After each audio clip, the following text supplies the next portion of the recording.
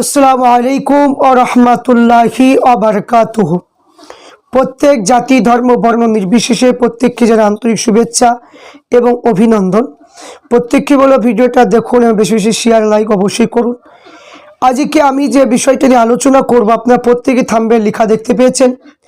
মহারাষ্ট্র অর্থাৎ মুম্বাইয়ে একজন রানীনগর, মুর্শিদাবাদের রানীনগরে একজন যুবক ছেলে কাজের জন্য গিয়েছিল, তাকে পিটিয়ে হত্যা করা হয়েছে রানীনগর থানা মুর্শিদাবাদে।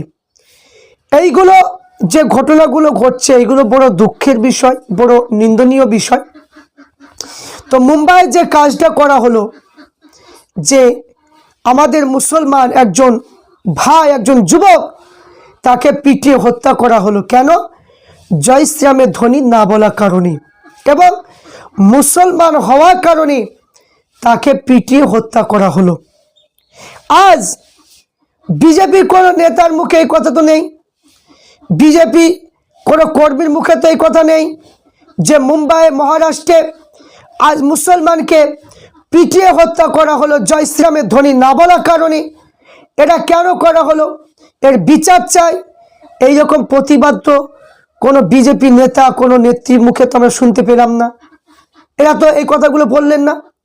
যতটা কান্না কামছে দেখছি, তাদের দীপু দাসকে বাংলাদেশে পিটিয়ে হত্যা করা হয়েছে, আগুনে পুড়িয়ে দেওয়া হয়েছে বলে মানে কি লাফিয়ে লাফিয়ে প্রতিবাদ করছিল, লাফিয়ে লাফিয়ে মিছিল করছিল বিজেপিরা, দাঙ্গা বাঁধানোর জন্য মুসলমানের সঙ্গে মানে কি খুবই লাফালাফি করছিল।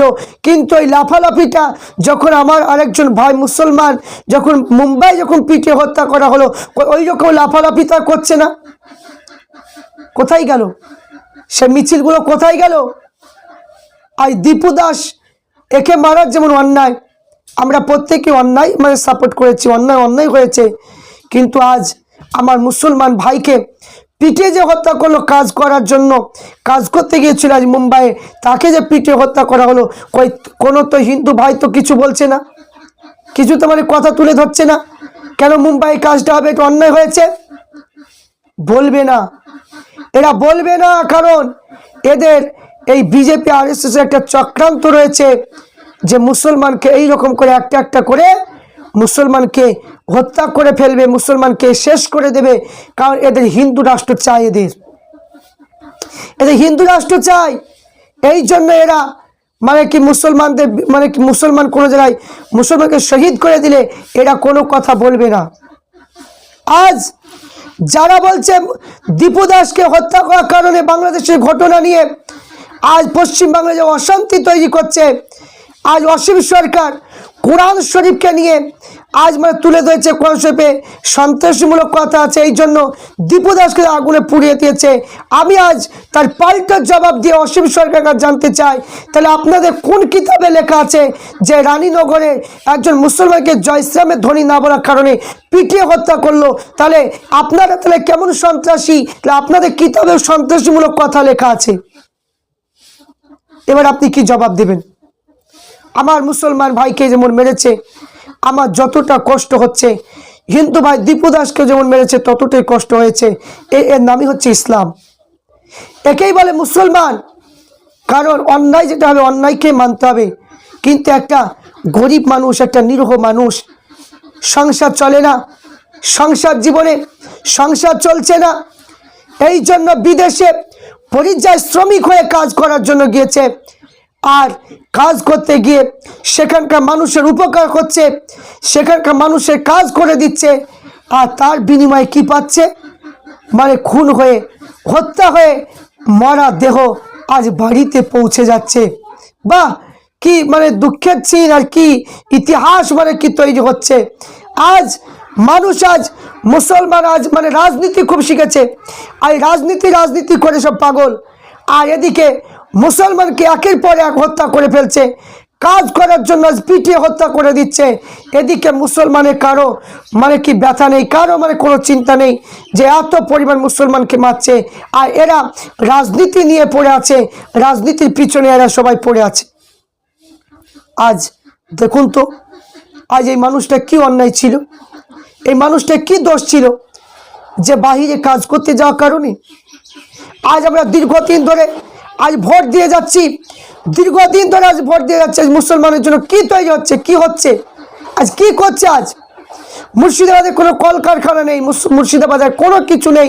আজ মুর্শিদাবাদে যদি সব কিছু থাকতো, আজ এই আমার মুসলমান ভাইগুলোকে এরকম করে মরতে হতো না, জেল রানার মতো ভাইকে মরতে হতো না।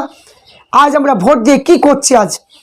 আজ মানুষ আজ কোনো খেয়াল রাখছে না, মানুষ আজ কোনো খেয়াল করছে না। আমাদেরকে মাথায় টুপি পরিয়ে দিয়েছে, কারণ আজ আমরা মানে কি 1000 টাকায়, আজ 1000 টাকা আমরা সবাই বিক্রি হয়ে যাচ্ছি, কিন্তু আজ আমার মুসলমান ভাইকে দিনের পর দিন শহীদ করে দিচ্ছে। আজ কোনো কথা উঠছে না, আজ কোনো কথা প্রতিবাদ হচ্ছে না, আজ কোনো কিছু কাজ আজ পশ্চিম বাংলার মধ্যে পাওয়া যাচ্ছে না। আজ উড়িষ্যায় গেলে মুসলমানকে বিতাড়িত করে তাড়িয়ে দেওয়া হচ্ছে, পিটিয়ে হত্যা করা হচ্ছে। মুম্বাই গেলে মুসলমানকে পিটিয়ে হত্যা করা হচ্ছে, হরিয়ানায় গেলে মুসলমানকে পিটিয়ে হত্যা করা হচ্ছে।